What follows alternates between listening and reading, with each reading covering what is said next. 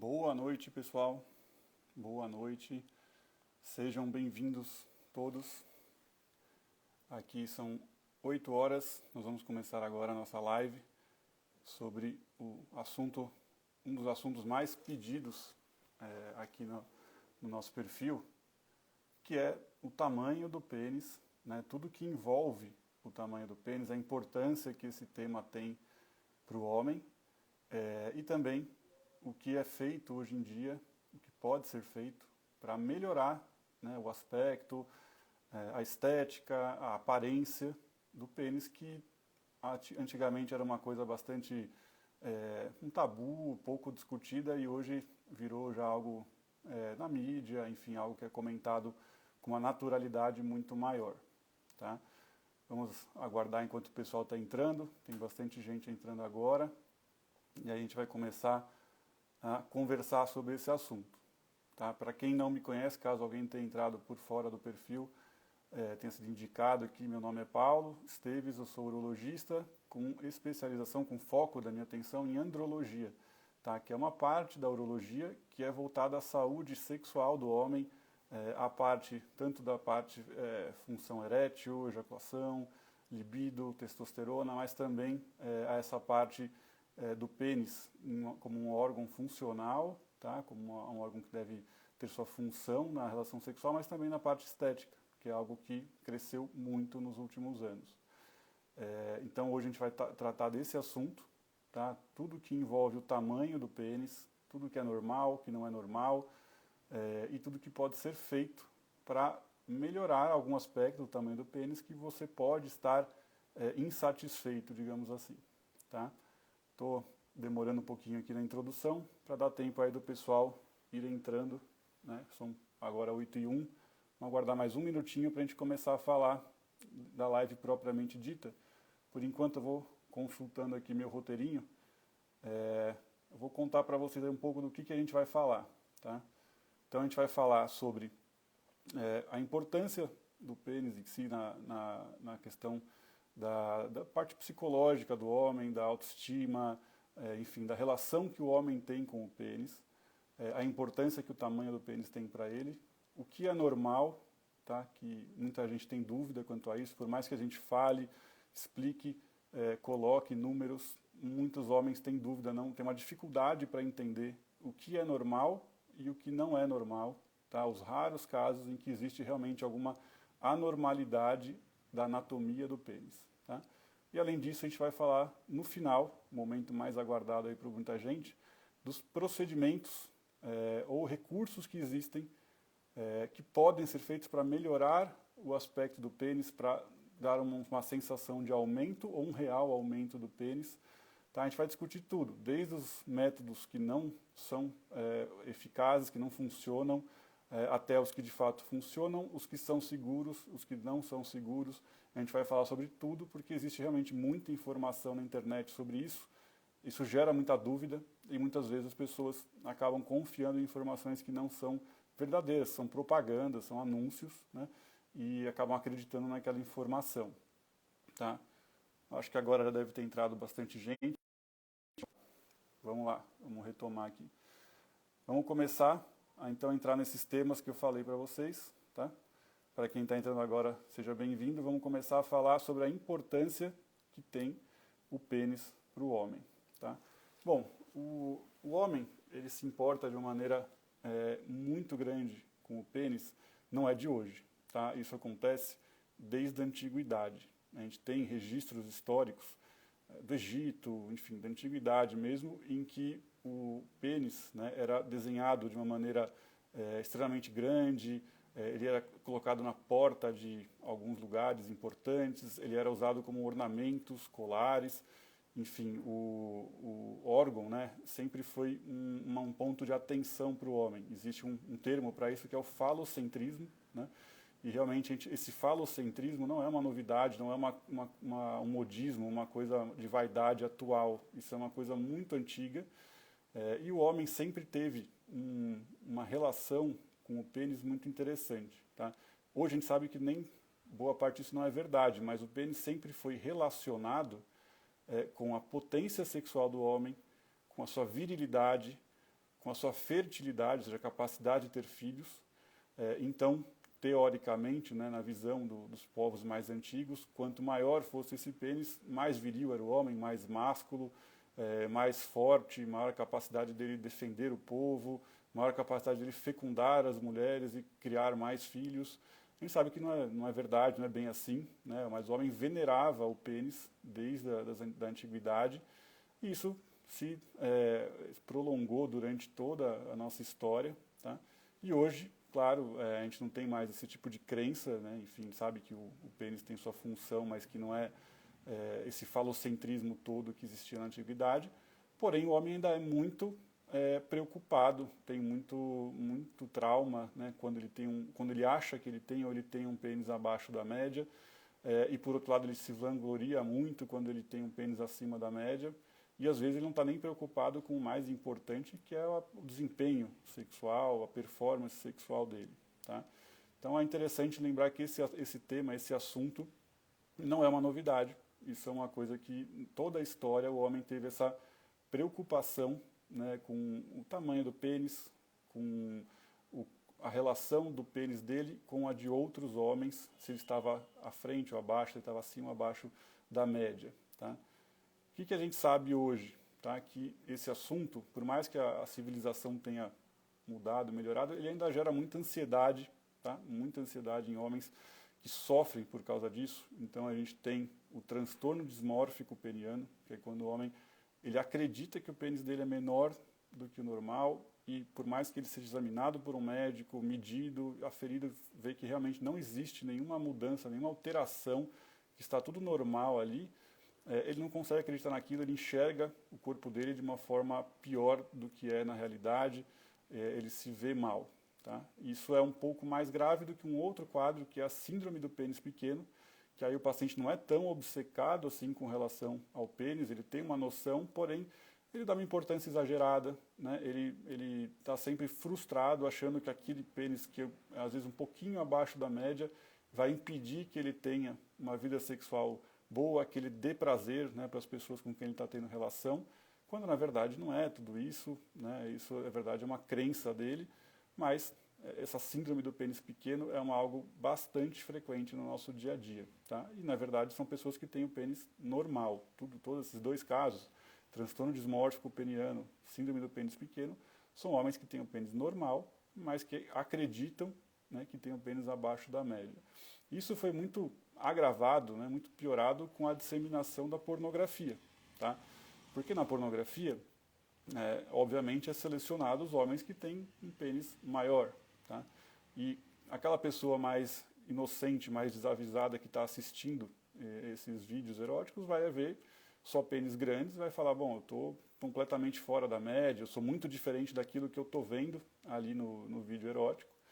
Então, ele começa a se sentir inferiorizado, a autoestima vai lá para baixo, porque ele está criando uma imagem de que o normal é aquilo que está na pornografia, tá? Quando não é verdade, a gente sabe que ali são atores que têm aquela característica e por isso foram escolhidos para desempenhar aquele papel, tá? Então, esse problema da relação do homem com o pênis foi agravado, foi piorado aí pela pornografia e por falta de informação também, por acreditar que aquilo ali é uma coisa real, é a média da população, tá? E esse grau de ansiedade, de perturbação que esse assunto tem causado nos homens é impressionante, tá? Isso tem gerado problemas de disfunção erétil, de ejaculação precoce, de falta de libido e até de homens que não têm coragem de ter relação sexual, que evitam completamente a relação sexual durante anos, pela crença de que eles têm um pênis muito pequeno e que esse pênis pequeno vai impedir que eles tenham uma vida sexual satisfatória, que eles tenham prazer na relação, que eles deem prazer na relação, que eles vão ser, enfim, caçoados, que vão tirar sarro da cara dele por conta daquele pênis. E às vezes isso nunca aconteceu, mas esse medo é tão grande, essa vergonha é tão grande, que está fazendo com que muitos homens hoje, ainda no 2023, com toda essa informação que a gente tem, por esse medo e ansiedade, acabem não desempenhando, não tendo uma boa vida sexual ou se privando da vida sexual apenas, né, pelo medo, pelo receio que é infundado, tá? Então, esse é o contexto, essa introdução que eu queria falar para vocês a respeito da relação do homem com o pênis. Tá? tá? Agora, vamos entrar numa parte um pouco mais prática, um pouco mais técnica, tá? Já que existem, como eu falei no início, né, casos em que o pênis é completamente normal, e isso é a grande maioria dos casos, existem poucos casos em que o pênis realmente é fora da variação normal, né? Então, qual que é a variação normal? Essa é a primeira coisa que a gente tem que saber. Antes, até a gente tem que saber como o pênis deve ser medido, tá? Para poder medir corretamente e comparar, né, com os dados que a gente tem de literatura médica. E aí sim dizer, olha, a variação normal vai daqui até aqui. Existe uma variação normal, né? Os seres humanos não são iguais. A gente vai ter de A a Z. Ótimo, tudo aqui está normal. Agora, se alguma coisa for fora desse A ou fora desse Z, está fora da normalidade, está acima, está abaixo da variação de normalidade.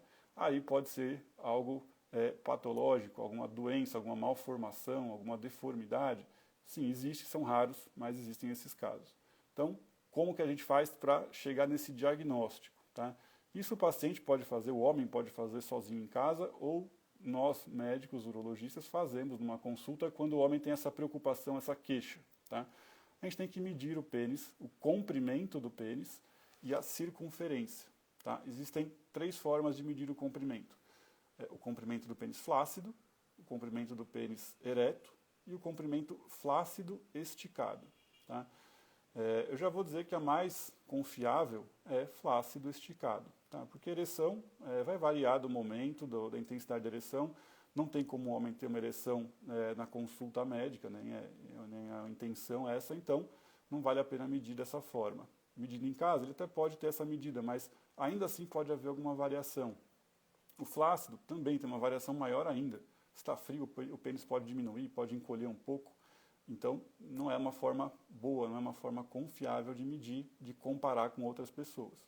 Agora, o comprimento flácido esticado, ele é bem confiável, ele é muito parecido com o comprimento ereto, tem uma diferença ali de 1 centímetro às vezes, e ele pode ser reproduzido tanto em casa, sozinho, como numa consulta médica, tá?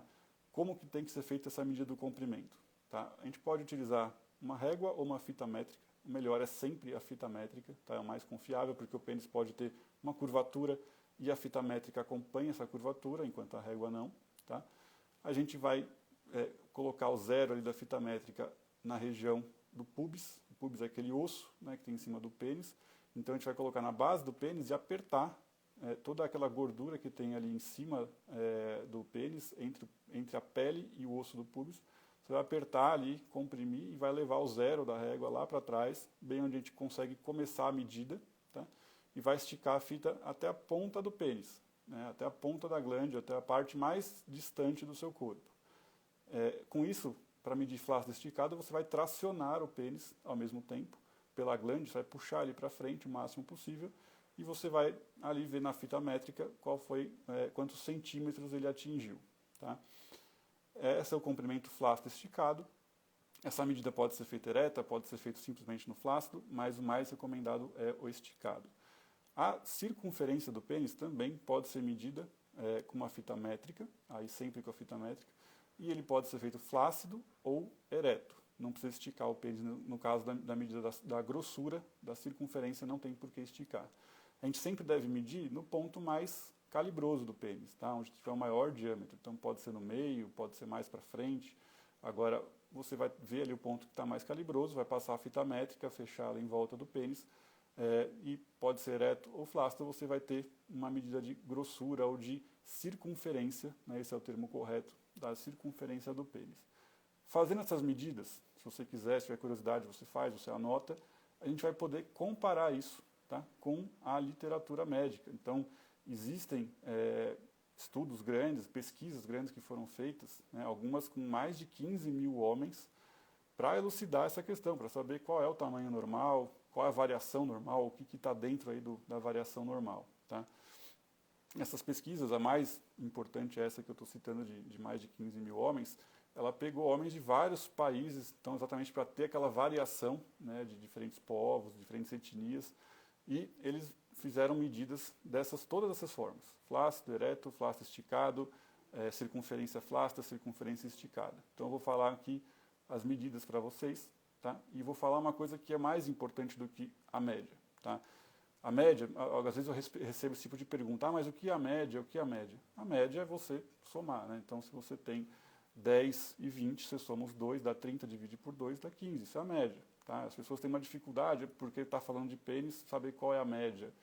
A média é essa, não é o mais comum, é o valor médio entre todos os valores, tá? Somando e dividindo pela quantidade. Qual é a média de comprimento do pênis? Tá? E isso é um dado importante. E o outro dado mais importante ainda é a variação onde estão 90% dos homens, ou até 95% dos homens. Porque se você está dentro dos 90%, você está na variação normal, tá? Você não está fora do normal. Você está entre os 90%, só tem 5% acima ou 5% abaixo, esses que se destacam da normalidade. Em algumas tabelas, a gente vê até 2,5% para cima, 2,5% para baixo, ou seja, se você está nos 95%, está tudo certo, você está na variação normal. Tá? Então vamos aos tamanhos aqui.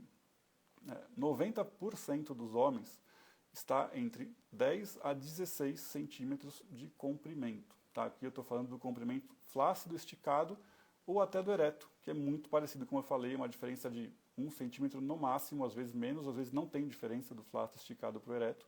Então a gente considera, tanto para o ereto quanto para o flácido esticado, a variação média de 10 a 16, tá? A variação da normalidade, e o tamanho de 13,24, 13 centímetros, 24, o valor médio do tamanho do pênis, isso com dados mundiais, né, homens de todas as etnias, uma amostragem muito grande, a gente chegou a esse dado de comprimento. O comprimento flácido, como eu falei, não é tão confiável, mas algumas pessoas têm curiosidade, ele fica ali na casa de 9,16 centímetros. Tá? E a variação ficou ali entre 6 a 12 centímetros. E a circunferência, tá? A grossura do pênis, quando flácido, a gente encontrou uma média de 9,31 centímetros, tá? Variando, isso é muito importante, de 8 a 10,5, então está do 8 até o 10,5, está na variação normal, está normal, tá? Não é só 9,31, ou só acima de 9 que é normal. Se está em 8,75, está na variação normal. Tá? E na ereção, esse número vai para 11,66 centímetros, tá? Ou seja, entre 10 a 13,5 com o pênis ereto, essa é a circunferência normal, de 10 a 13. Então, o que é importante aqui dessa parte da live, aqui, que é importante vocês entenderem? O comprimento médio é 13,5, 13,24, 3 a 14 centímetros, a gente ouve muito falar isso, depende ali da onde você está lendo, se é uma reportagem. Tá bom, 3 a 14, mas o que é normal? 12 é normal? 14 é normal? Sim, tudo isso é normal. 11 é normal? 15 é normal? Ou seja, de 10 a 16 está entre os 90% dos homens. Tá? Está acima de 16, está um pouco acima da média. Está abaixo de 10, está um pouco abaixo da média. Mas é um problema? É uma malformação? É uma deformidade, algo fora do normal? Não, não é. Tá? Não é. A gente considera algo fora do normal algumas situações. Tá? Primeiro, né, o micropênis. Essa é uma situação que é algo considerado patológico, uma doença, uma malformação, que tem tratamento, isso é muito importante falar. Tá? E no micropênis, existe ainda uma divergência entre alguns autores, né, em estudos diferentes, a literatura médica tem uma divergência, mas fica ao redor de 7,5 centímetros o limite, ou seja, abaixo de 7,5 é um micropênis para quase todos os autores médicos. Abaixo de 9 centímetros também pode ser considerado por alguns autores, outros 8, mas abaixo de 7,5 a gente não tem a menor dúvida, isso medindo ereto ou flácido esticado, o comprimento, seria um micropênis. Tá? A gente está falando de homens adultos, tá? Obviamente em crianças e adolescentes existe toda uma curva de crescimento. A gente está falando da medida sempre em homens adultos. Uma outra situação que também é considerado uma alteração da normalidade é o pênis embutido. Tá? O que é o pênis embutido? O pênis ele é muito maior do que o que a gente enxerga. Tá? Ele vem lá de dentro, ele vem da região, de toda a região da bacia, ele está fixado, tá? Embaixo da bacia, a osso do pubis. Então, varia de pessoa para pessoa, claro, mas quase que metade do tamanho do pênis a gente não enxerga, a gente não vê, está escondido lá dentro. E quanto maior for a gordura que a gente tem acima do púbis, acima da bacia, quanto maior for a distância que a pele está desse osso, maior vai ser o comprimento escondido do pênis e menor vai ser o comprimento visível, o comprimento externo do pênis. Tá? E como para a gente o que importa é o comprimento visível, externo, é isso que a gente quer saber, né? Um pênis embutido, ele está escondido na gordura, ele pode acabar ficando com um comprimento externo muito pequeno, tá? Muito pequeno. Em homens que têm obesidade mesmo geral, ou apenas uma gordura localizada na região pubiana muito grande. Tá? Às vezes o homem nem é tão obeso, mas tem muita gordura ali que não consegue perder. E a gente vê casos em que o comprimento externo do pênis, flácido, sem esticar, é zero. Ou seja, o pênis ele não fica, ele fica totalmente interno. O homem tem uma cobertura ali de gordura na região pubiana que esconde totalmente o pênis, você só vê o orifício ali da pele, e nada do pênis está exteriorizado. Tá? Esse é um caso de pênis embutido que precisa de tratamento. Né? Isso dificulta não só o ato sexual, a relação, mas também para urinar, para se higienizar. Então, é algo que precisa ser tratado. Tá? Então, como eu falei, micropênis verdadeiro, o pênis embutido, que não é um micropênis, é um pênis normal, mas que está totalmente escondido ali embaixo da gordura e da pele, são situações fora da normalidade. Se você vai medir, está fora dessa curva que a gente falou, mesmo esticando o pênis, mesmo ereto, ele vai estar fora. E aí sim, estão indicados alguns tratamentos que a gente vai falar no final. Né? Eu sei que tem muita gente ansiosa aqui querendo saber, já vi algumas mensagens sobre os tratamentos, o que pode ser feito para melhorar, para aumentar, o que funciona, o que não funciona. A gente vai falar disso daqui a pouco. Né? Daqui a pouquinho a gente vai entrar aí nos tratamentos, nas formas de aumentar o pênis, o que é real, o que não é real, para vocês matarem essa curiosidade. Tá? Então, para terminar essa parte aqui conceitual, existe o tamanho real do pênis, existe o tamanho externo do pênis, que é aquilo que a gente está enxergando. Né? Em algumas situações, esse tamanho externo ele pode estar muito diminuído por conta, por exemplo, de um pênis embutido. Tem outras situações mais raras também que escondem, mas o pênis embutido é mais conhecido. Um outro conceito que é importante falar aqui para vocês, porque a gente vai usar isso daqui a pouco no momento dos procedimentos, das técnicas para aumentar o pênis, é o conceito de pênis shower e grower. Tá? Vem no termo em inglês, shower e grower. O que é isso? Bom, um homem que tem um pênis de, vamos supor, 15 centímetros, tá? Medindo ereto ou esticado. Se ele tiver um pênis shower, quer dizer que mesmo quando está flácido, esse pênis já vai ter um tamanho grande, já vai estar boa parte dele para fora ali, mais esticado. Tá? Então, às vezes, já está com 10 centímetros e fica ereto, vai para 15. Tá? Já um pênis grower é o contrário, ele retrai muito, quando está flácido ele encolhe muito, ele fica bem pequeno e quando ele fica ereto ele atinge ali o mesmo tamanho, os 15 centímetros do outro pênis. Ele às vezes vai para, vamos supor, 7 centímetros, 6 centímetros e depois estica para 15. Esse é o grower e o outro é o shower. Os dois são normais, os dois são totalmente normais e fazem parte da variação dos homens, tá?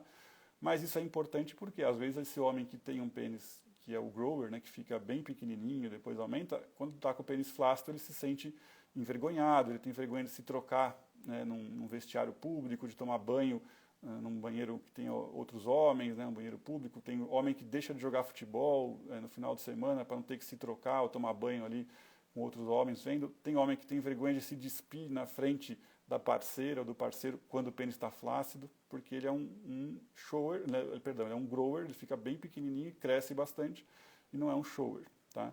Então essa é uma preocupação que muitos homens têm e hoje a gente tem alguns procedimentos que interferem um pouco com isso também, a gente vai falar daqui a pouco, tá?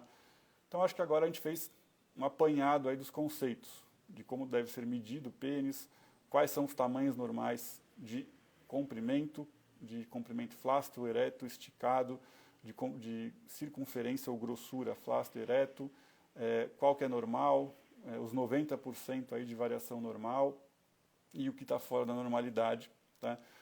Quem não pegou essa parte, depois volta, assiste o começo, que são conceitos importantes para a gente discutir a parte agora mais aguardada, que é como aumentar o pênis, o que pode ser feito para aumentar o pênis, existe forma de aumentar o pênis, né? O que são esses procedimentos estéticos aí que existem e que estão na moda para fazer o pênis melhorar de aspecto, aumentar de tamanho, de volume, de circunferência, enfim, realizar aí o sonho de muitos homens.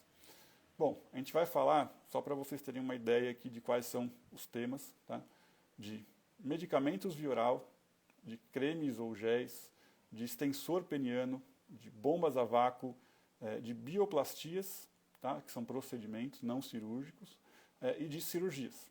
Tá? Então, tanto procedimentos não cirúrgicos como cirurgias também de portes maiores que podem ser feitas com esse objetivo. Tá bom?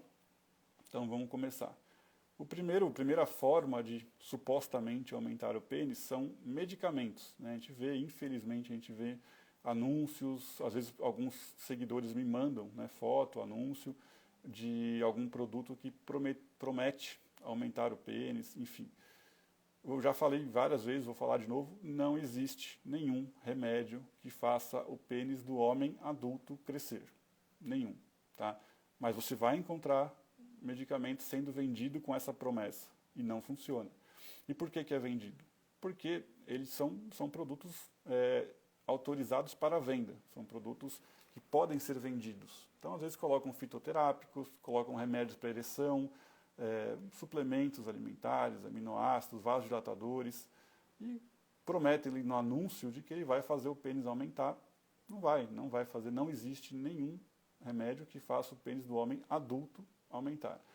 No adolescente, né, a testosterona faz o pênis aumentar. Então, para uma criança que tem uma falta de testosterona, faz sentido você repor, tem um hipogonadismo, né, você repor a testosterona para que ele tenha um crescimento normal do pênis. Se ele já tem a testosterona na adolescência, não adianta você dar mais testosterona, porque ele não vai crescer mais do que o normal. Tá? Ele vai crescer a capacidade que ele tem para crescer.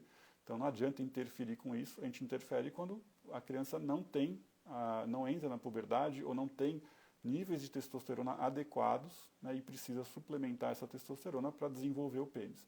No adulto, não adianta dar testosterona, enfim, porque não vai fazer o pênis crescer independente da idade, tá bom? Então, via oral, comprimido, cápsula, nada, não existe nada que faça o pênis crescer. Em segundo lugar, que a gente vê bastante também, cremes ou géis, né, enfim, substâncias de uso tópico, para ser passado no pênis, que fariam o pênis crescer. Também não existe nada nesse sentido, não existe nada que funcione. Vendem por aí produtos que são vasodilatadores, remédios para ereção, em forma de gel, tá? Hormônios, testosterona, remédios às vezes sem nenhuma finalidade, mas que podem ser comercializados, prometem que ele vai fazer algum crescimento do pênis e não faz. Faz uma vasodilatação, fica ali vermelho, fica mais inchado, enfim, faz às vezes o mesmo efeito que um remédio para ereção faria, mas crescimento não vai ter nenhum. Tá? Então, por favor, não caiam nesse tipo de golpe realmente que é feito por aí, vendendo produtos prometendo tamanho maior de pênis que você possa passar no pênis. Isso não existe, não funciona. Tá?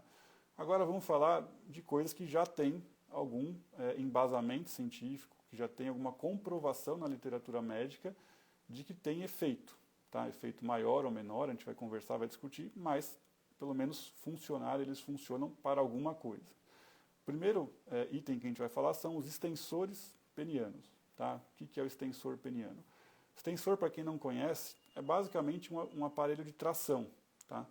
É um equipamento de fisioterapia, praticamente. Ele puxa, ele é acoplado na base do pênis e na ponta do pênis, e ele puxa o pênis, traciona o pênis para frente, para fora. Tá? Não necessariamente em direção frontal ao homem, pode ficar para baixo, pode ficar para cima, mas ele está sempre tracionando o pênis para fora.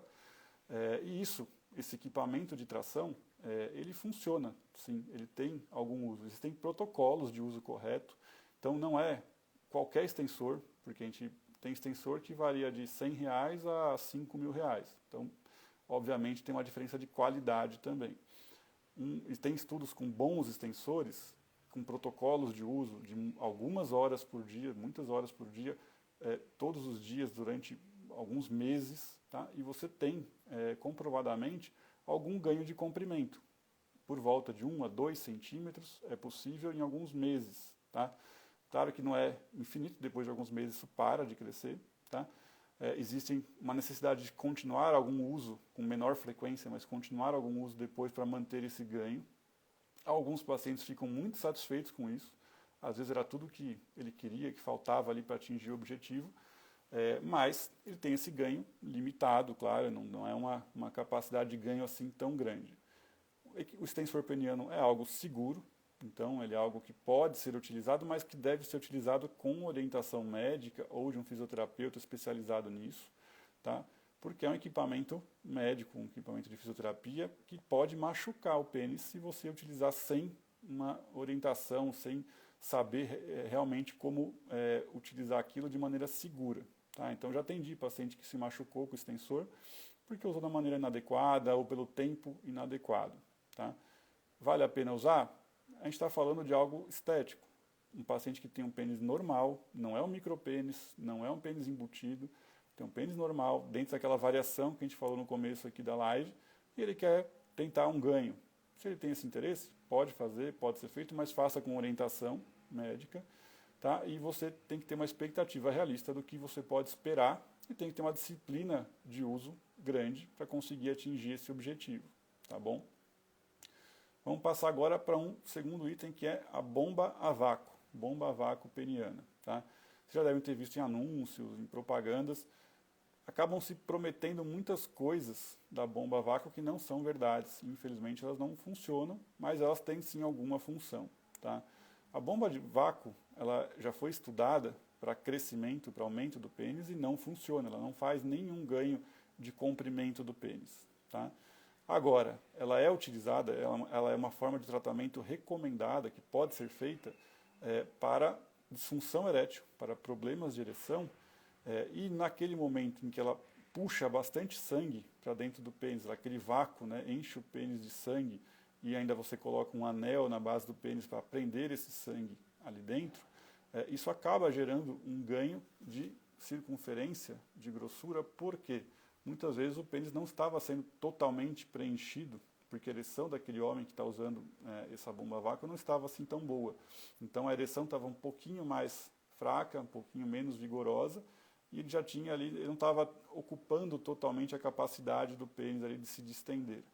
Com a bomba a vácuo você consegue melhorar isso. Então, às vezes, algum ganho visual pode ser percebido pelo paciente, pelo homem, tá? Mas não é um ganho a longo prazo em termos de comprimento ou grossura. É sim um tratamento para disfunção erétil, pode ser utilizado, também tem que ser utilizado de maneira orientada por um profissional da saúde, por um médico, para não se machucar, porque também tem paciente que se machuca com isso, tá? Então tem que ser usado de uma forma segura, mas ele tem a sua função, tá? Principalmente no tratamento da disfunção erétil, não tanto para o ganho de tamanho no pênis. Agora, vamos entrar nos temas que são mais atuais, são mais discutidos realmente, mais falados, que são os procedimentos, tanto procedimentos não cirúrgicos, tá? Procedimentos ambulatoriais, de consultório, como procedimentos cirúrgicos, né? Cirurgias que já têm um trauma cirúrgico maior do que um procedimento simples de consultório. Então, o que eu estou falando como procedimentos não cirúrgicos? São as bioplastias, tá? Bioplastias. Esse termo não é todo mundo que conhece, mas às vezes conhece por outro nome, né? Vocês já devem ter ouvido falar de preenchimento, né? Ou de harmonização facial, preenchimento facial. A mesma coisa tem sido feita também na região do pênis, tá? Na região genital masculina. Os procedimentos, basicamente, são os mesmos, tá? São preenchimentos, ou, como a gente costuma chamar nessa região, a bioplastia peniana, que utilizam substâncias, isso não é uma novidade, isso já é feito há muitas décadas, tá? Que visam, inicialmente, um ganho de grossura do pênis, aumentar a circunferência do pênis e, de certa forma, o volume, porque se você aumenta a grossura, você está aumentando todo o volume do pênis, ela não promove um aumento de comprimento diretamente, ali não promove esse aumento de comprimento, mas como eu falei, indiretamente, ela pode promover um ganho de comprimento naqueles pacientes que eu estava dizendo para vocês do pênis grower, tá? Por isso que eu falei que aquela informação era importante. O paciente que tem um pênis grower, ou seja, ele fica flácido, bem pequeno, e ereto ele aumenta e atinge o mesmo tamanho que aquele shower, ele fazendo um procedimento desse de bioplastia, às vezes ele acaba deixando o pênis um pouco mais exteriorizado. Ele impede uma retração tão grande do pênis, que ele reduza tanto de tamanho no momento flácido. Tá? Então, apesar do objetivo da bioplastia ser o engrossamento do pênis, o aumento da circunferência, muitas vezes existe um ganho de comprimento flácido, tá? De comprimento flácido, pelo pênis ficar mais exteriorizado, né? Ficar um pouquinho, impedir um pouco aquela retração dele. Isso é algo muito interessante para muitos homens, porque a maioria dos homens se preocupa com o tamanho dele flácido, acha que ele está muito pequeno flácido e não tanto na ereção. Então acaba melhorando essa queixa do homem. Tá? E o que pode ser feito de bioplastia ou de preenchimento? Quais são os materiais que são utilizados? O que é seguro, o que não é seguro? Historicamente já foi utilizado muita coisa que não é segura, que é extremamente perigosa, silicone, enfim, materiais industriais. Hoje, tá, ainda a gente vê alguns casos, principalmente do PMMA, polimetilmetacrilato, que é uma substância de uso médico, sim, porém ela não é mais recomendada que seja utilizada na região genital masculina, no pênis, por conta de muitas complicações que ocorreram por conta desse material. Tá? Então, é muito frequente a gente atender pacientes que fizeram há 10 anos um procedimento de preenchimento com PMMA no pênis e vem hoje com uma deformidade do pênis, o produto se deformou completamente, gerou uma linfocele, um excesso de pele, uma infecção local, e são cirurgias às vezes bem trabalhosas, bem difíceis para conseguir retirar esse material e reconstruir ali a anatomia. Tá? Então, o primeiro material que ainda se usa, mas não é recomendado, eu pelo menos não recomendo que se utilize, é o PMMA, polimetilmetacrilato, que era muito atraente para alguns homens porque ele é definitivo, ele não é absorvido pelo corpo. Tá? Porém, isso é um problema, na verdade, tá? Porque o que ele gera ali também é definitivo, se ele gera complicações, né, essas complicações não são fáceis de ser tratadas e, infelizmente, a gente vê muitos casos de deformidades a longo prazo desse material. Tá? O que é mais utilizado hoje em dia? Disparado, mais utilizado é o ácido hialurônico. Tá? Ácido hialurônico. Esse é um produto que é utilizado na dermatologia em grande volume, tá? Que é seguro, é extremamente seguro, ele é presente no nosso corpo, ou seja, ele é totalmente biocompatível, tá? Ele é biodegradável, ele é absorvível, tá?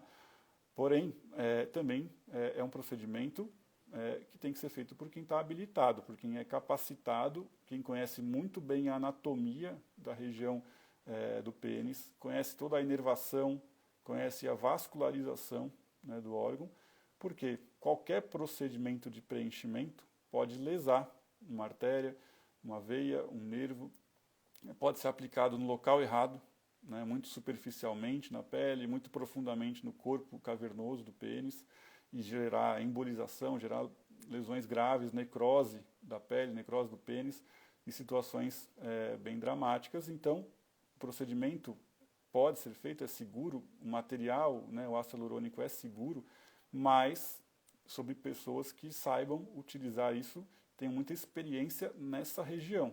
Então, obviamente, na minha opinião, esse procedimento deve ser feito por urologistas, tá? Porque a gente está habituado a operar o pênis, abrir o pênis para colocar uma prótese peniana, faz cirurgia de postectomia todo dia, toda hora, então não é recomendado aquela pessoa que não trabalha nessa área, que não está acostumado com essa anatomia, fazer esse tipo de procedimento. Tá?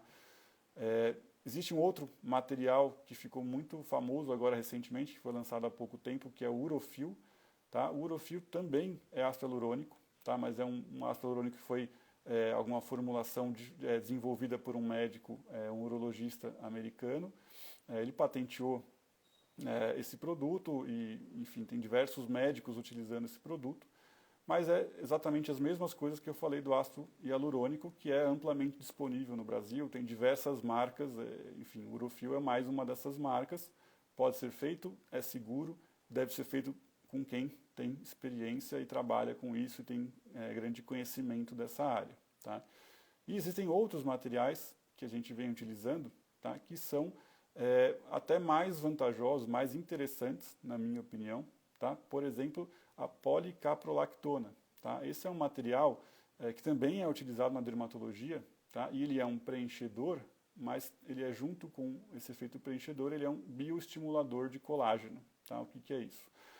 Ele tem, na verdade, o produto que a gente utiliza, né, que é de uma marca comercial, que eu não vou citar o nome aqui, ele tem a policaprolactona, que é um bioestimulador de colágeno, tá? Ou seja, ele causa uma reação no corpo para produzir colágeno. Ele faz com que o seu corpo recrute fibroblastos, que são células que produzem colágeno, e esse colágeno vai ficando em volta das moléculas ali, da substância, tá? E isso gera como se fosse um arcabouço, uma sustentação. Tá? Por isso que ele tem, além disso, um produto que é preenchedor, que é a carboximetilcelulose, que traz aquele efeito de preenchimento imediato, tá? Assim como o ácido hialurônico. Porém, quando esse produto vai sendo reabsorvido, como o ácido hialurônico é reabsorvido, a policaprolactona induziu a formação de colágeno e com isso a gente obtém um ganho mais duradouro. Tá? Então, qual é o ganho por quanto tempo se mantém o ganho de um preenchimento de uma bioplastia com ácido hialurônico? Varia, dependendo do tipo de ácido hialurônico, mas em geral de 6 a 18 meses, tá? Dependendo da marca, do produto, da forma que foi aplicado, de 6 a 18 meses. Alguns estudos falam menos, outros mais, mas a variação é nessa faixa. Já com esse outro produto, a base da policaprolactona, a gente obtém um ganho sempre de pelo menos 2 anos. Tá? Pelo menos 2 anos. Ele também é biocompatível, ele também é biodegradável, tá? Ele também pode ser feita a sua reversão, né? É reversível, assim como o ácido hialurônico, porém, ele tem uma durabilidade maior, exatamente por ele fazer o corpo produzir colágeno, esse colágeno ocupar aquele espaço. Então, na minha opinião, hoje, para a bioplastia, ele é o produto mais recomendado, mais interessante.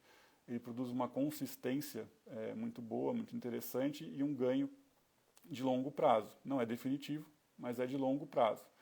Dentro das formas de aumentar o pênis, engrossar o pênis, eu considero essa hoje a mais atraente para a maioria dos pacientes. Tá? Para a maioria, não para todos, mas porque ele é extremamente seguro e ele tem um resultado rápido e sustentável.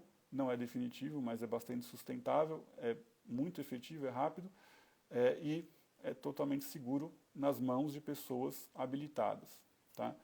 Por quê? Fora isso, o que mais a gente tem? A gente tem procedimentos cirúrgicos. Tá? Como eu estava falando para vocês no início, existem cirurgias que podem ser feitas para aumentar o pênis. E aí, o que a gente tem de cirurgias diferentes? Vamos lá. Quando a gente fala de cirurgia para aumentar o pênis, a gente fala de uma faloplastia. Tá? Faloplastia de aumento seria o nome mais correto, mais utilizado. Porém, essa faloplastia, na verdade, ela é constituída de diversas partes. Né? São várias partes que podem ser feitas para cada paciente para se obter aquele resultado de um aumento visual do pênis. Tá? E, na verdade, o melhor nome para esse procedimento não deveria ser cirurgia de aumento de pênis, como a gente vê falar por aí na propaganda jornal, enfim, nos anúncios.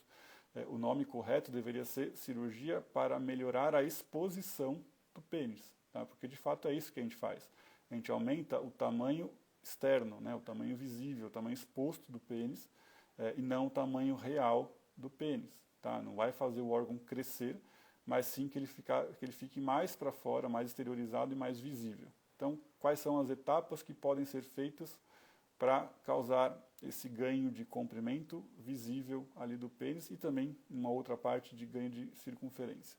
O primeiro é tratar aquela gordura localizada na região pubiana. Então, o homem que tem um pênis embutido, tem uma grande quantidade de gordura no pubis, pode ser feita tanto uma lipoaspiração como uma lipectomia, tá? Que é a retirada da gordura, da região pubiana, ou seja, ou por aspiração ou de forma cirúrgica, tirando a gordura, ou até uma dermolipectomia, a gordura junto com uma parte de pele, para que o ângulo entre a barriga, né, o pubis e o pênis, vá mais para trás. Tá? Então, a gente sempre mostra para o paciente, olha, se você empurrar essa pele aqui mais para trás, o comprimento visível do seu pênis vai aumentar. Tá? É uma questão de trazer a pele mais para trás, e o que impede ela ficar mais atrás é a gordura nesses pacientes. Então, essa cirurgia não aumenta de fato o pênis, mas ela aumenta o comprimento visível do pênis, e para muitos homens, como os homens que têm o pênis embutido, é uma ótima opção de tratamento. Tá? Fora isso, a gente tem também algo semelhante, né, na região inferior do pênis, que é o homem que tem a prega penoescrotal, ou seja, a inserção do pênis, do saco no pênis, muito para frente. Tá? Então, se você tem o saco aqui mais para trás, o comprimento do pênis parece maior. Se você tem o saco entrando aqui mais para frente, o comprimento do pênis parece menor. E alguns homens têm essa prega realmente muito lá para frente. Se a gente consegue fazer um procedimento para trazer essa inserção do saco mais para trás, você vai ter um ganho visual, né, uma ilusão de ótica, mas o pênis vai parecer de fato muito maior. E isso, para alguns homens, é extremamente importante, dá um ganho de autoimagem, de autoconfiança, de segurança, tá? E é bastante interessante. Essas duas primeiras etapas são relativamente simples, né, e feitas com pessoas experientes, têm ótimos resultados. Depois a gente entra em procedimentos um pouco mais complexos, tá? Que são os procedimentos que envolvem a secção de ligamentos do pênis. Tá? Então o pênis ele é fixado no osso da bacia, no osso do pubis, através de um conjunto de ligamentos. Tá?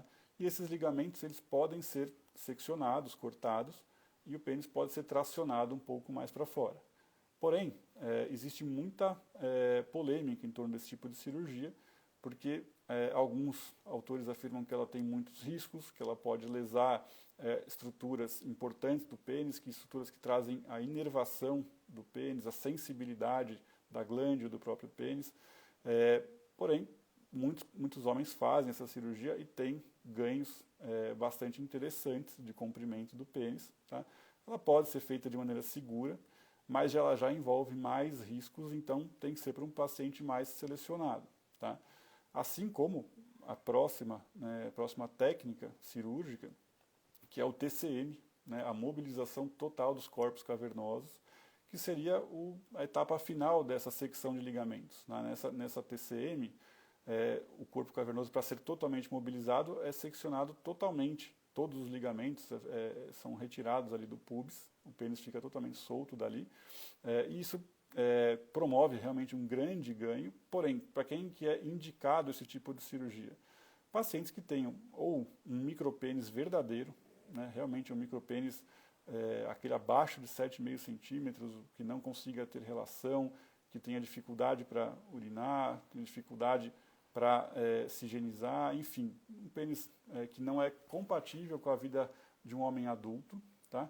Ou então, pacientes que sofreram algum trauma, seja cirúrgico ou trauma de violência, mas que tiveram uma secção do pênis, por exemplo, uma amputação de pênis por um acidente de carro, de moto, uma violência, uma agressão física, ou, o que é mais comum até, após uma cirurgia de câncer de pênis, em que foi necessário retirar uma parte do pênis, ou até quase todo o pênis que é externamente visível. Tá?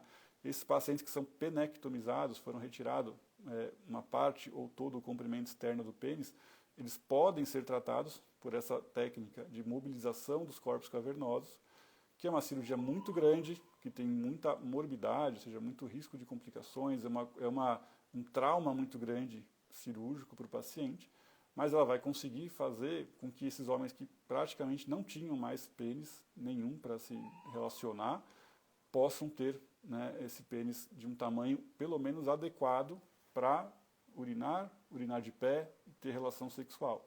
Então é uma cirurgia que é extremamente importante em casos muito selecionados, que graças a Deus são raros, tá? Mas esses casos muito selecionados se dão muito bem com esse tipo de tratamento. Tá? Além disso, para o engrossamento do pênis, também existem algumas técnicas cirúrgicas. Tá? Existe a técnica de lipoenxertia, ou seja, de retirar a gordura de alguma região do corpo e colocar ali em volta do pênis. Essa técnica eu não recomendo, porque a gordura é muito absorvida, ela acaba necrosando em grande parte, em pouco tempo ela acaba sendo reabsorvida. Nos casos em que eu vi, os pacientes não ficaram satisfeitos, tá? Embora ainda tenha muita gente que faça essa técnica.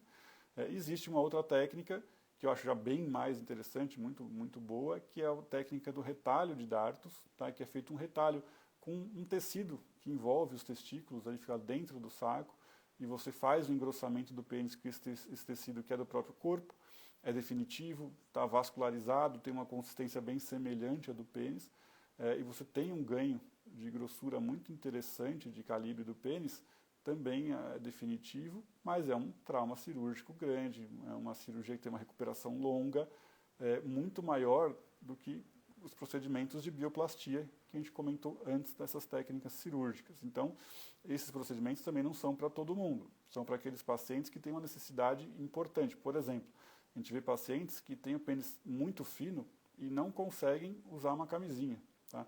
Eu tenho pacientes que se queixam, olha, a camisinha sai do pênis, eu coloco direitinho, vou ter a relação, a camisinha sai no meio da relação porque o pênis é muito fino. Esse paciente realmente tem uma indicação, né, de fazer algum procedimento para melhorar aí o calibre do pênis. Então, vale a pena pensar nisso. Fora isso, tem outras técnicas, matriz dérmica, o disassembly, né, que é a desmontagem do pênis, que eu nem vou entrar em detalhes, porque hoje em dia elas não são muito realizadas, tem muitas complicações. Tá?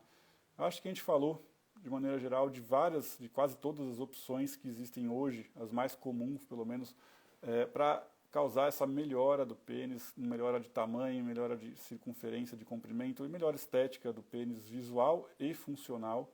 Tá? Até porque a gente sabe que a grossura do pênis, a circunferência do pênis, ela é sim importante no prazer da pessoa com quem você está tendo uma relação.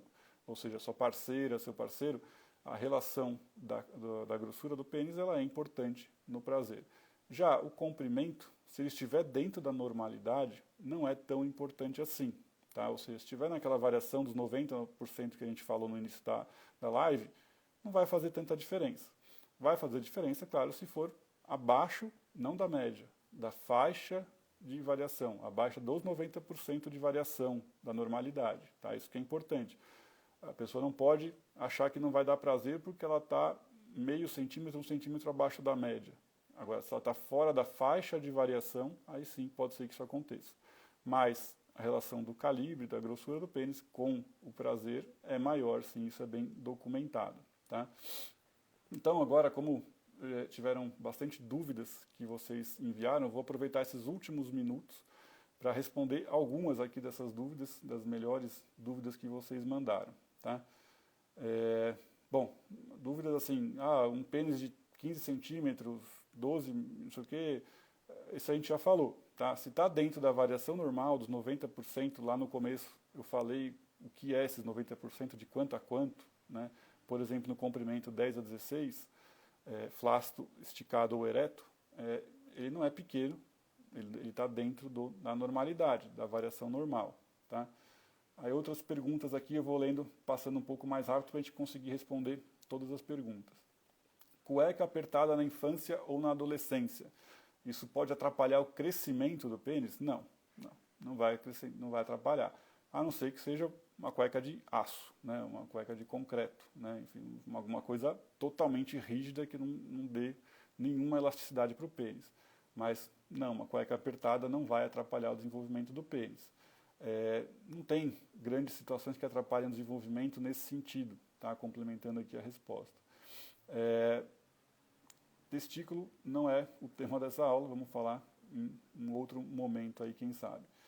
Como medir o comprimento a gente já falou, tá? Tanto comprimento como medir a circunferência também a gente já falou, lá no começo da aula, mas depois nos 10 minutos, a gente falou todas as formas corretas de medir, tem que encostar no osso do púbis, tem que empurrar a gordura para baixo, medir até a ponta do pênis.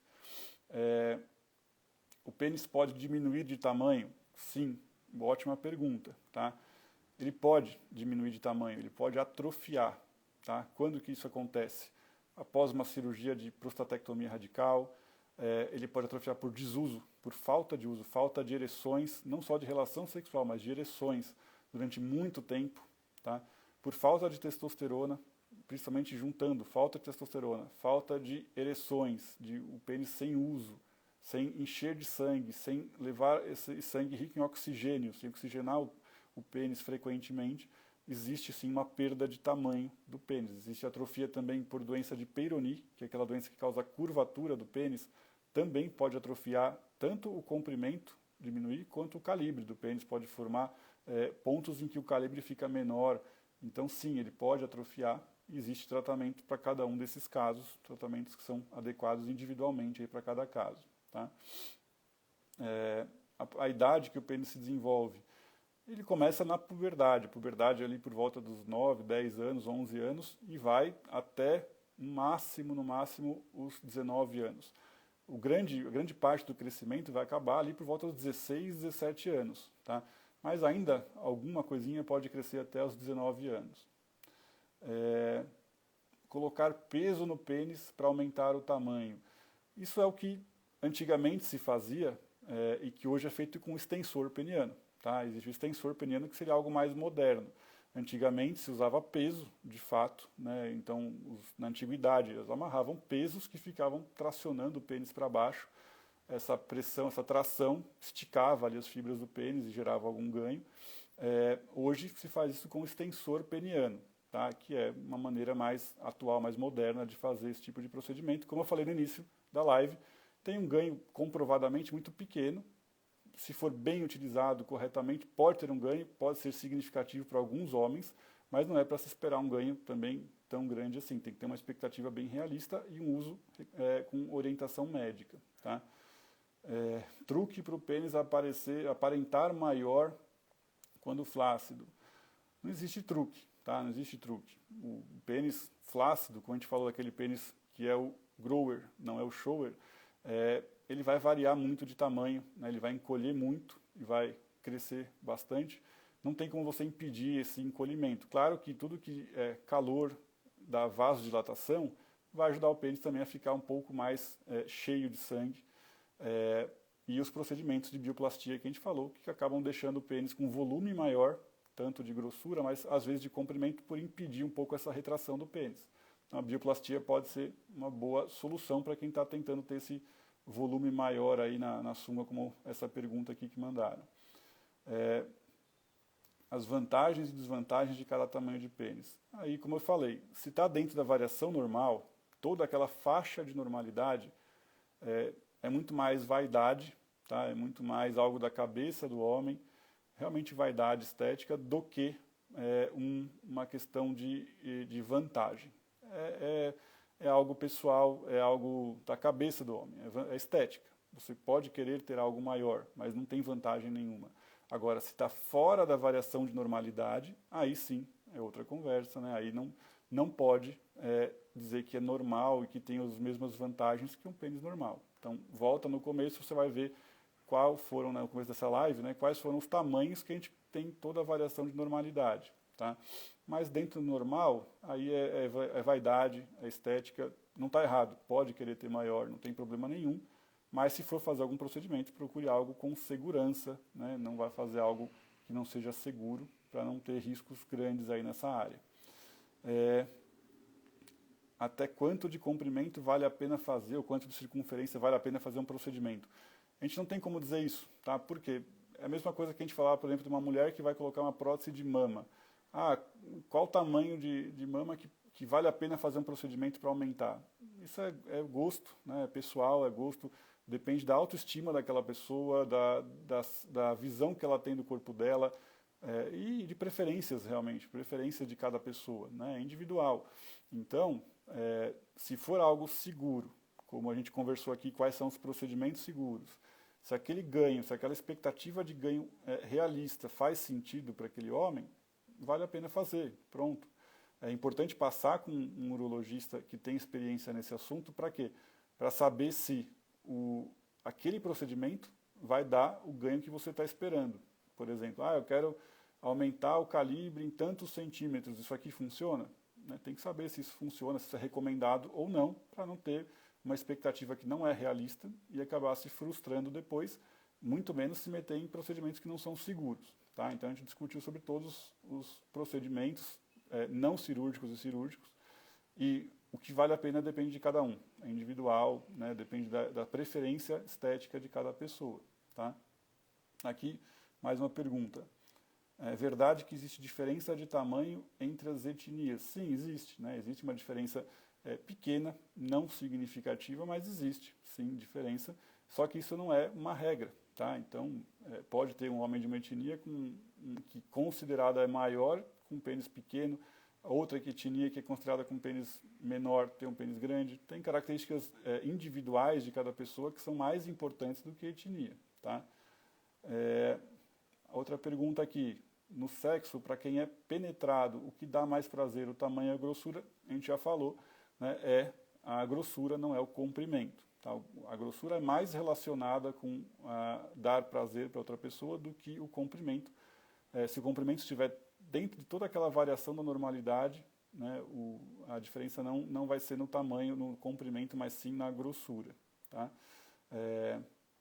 E quais as possíveis complicações desses procedimentos? Bom, eu fui citando um a um, tá? Mas os procedimentos não cirúrgicos têm complicações muito menores. Tá? A gente vê, já existem estudos científicos sobre esse tipo de procedimento, tem complicações muito menores, não são comparáveis com as técnicas cirúrgicas que são mais invasivas. Tá?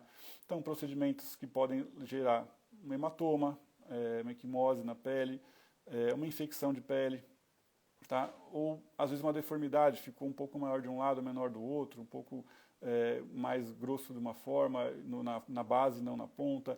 Aí são complicações que a gente chama de menores. Já os procedimentos cirúrgicos, aí tem complicações maiores, tá? Tem riscos de afetar a ereção, tem risco de afetar a sensibilidade do pênis, dependendo do procedimento, tem. Tá? Por isso que tem que adequar o procedimento para cada pessoa. Tá? Aquela pessoa, qual é a realidade dela? Ela tem um pênis normal e quer ter uma melhor estética, ou ela tem um micropênis, ou ela tem um pênis embutido. Tá? Se ela tem essas situações que são patologias, né? Micropênis, pênis embutido, o tratamento é um. Se é um pênis totalmente normal e ele quer ter um ganho estético para se sentir melhor, aí os procedimentos indicados são outros, com riscos menores, obviamente. Tá? Quanto mais estético for o procedimento, menor risco ele deve ter. Quanto mais funcional for esse procedimento, alguns riscos maiores são aceitáveis, né? Como o caso ali do micropênis que a gente falou. Tá? Por isso que, resumindo, né, dos procedimentos, as bioplastias elas devem ser provavelmente, né, estão virando, e provavelmente no futuro vão ser os procedimentos mais indicados para a maioria dos pacientes, para ter um bom ganho, para quem tem expectativa realista, com uma boa segurança. Tá? Alguns vão realmente ter indicação cirúrgica e outros vão preferir ainda coisas menos invasivas, como extensor peniano. Tá? Então a gente vai girar em torno disso, mas a bioplastia deve ser o que vai atingir maior número de homens. Tá bom? Acho que é isso, a gente já está com mais de 1 hora de live. Tá? Então, para quem não viu o começo, a gente conversou sobre a importância do pênis, do tamanho do pênis para o homem, isso historicamente, tá? Desde a antiguidade, a importância de fato, né? Os tamanhos que são normais, não é um tamanho normal, não importa a média em si, mas toda a variação de normalidade, a gente conversou sobre isso, a gente conversou sobre o que não é normal, o que é alterado, tá? E aí depois, né, a gente falou sobre todas as formas que são faladas para aumentar o pênis, desde aquelas que não funcionam, que não tem embasamento nenhum, os medicamentos, os cremes, géis, até os procedimentos que são reais, que funcionam, né, que tem diversos procedimentos, alguns com riscos maiores, menores, outros com ganhos maiores e menores, como as bioplastias e as cirurgias de faloplastia, por exemplo. Tá? Bom, espero que vocês tenham gostado bastante dessa live. Faz que vocês divulguem essa live, mandem ali para aquelas pessoas que são interessadas nesse assunto, ajudem a disseminar esse tipo de informação para que as pessoas não caiam, né, em golpes que tem por aí, formas não seguras ou que não funcionam de aumentar o pênis. Tá? Então é sempre bom a gente espalhar esse tipo de informação para todos os homens, para eles poderem ter acesso a uma informação que foi baseada em toda a literatura médica da urologia que a gente tem disponível atualmente. Tá? Depois, fiquem à vontade para mandar perguntas, deixar comentários, enviar perguntas no direct e deixem as curtidas na live e também compartilhem a live para ajudar essa informação a chegar a bastante gente, tá bom? Obrigado a todo mundo que mandou perguntas durante a semana. Obrigado a todo mundo que mandou os comentários aqui no chat, que não dá para a gente ficar respondendo, que é muita gente. E obrigado a todo mundo que assistiu a live, que gastou esse tempo aí para me acompanhar aqui nessa live. Foi muito bom ter vocês por aqui. Boa noite para vocês e boa semana. Tchau, tchau.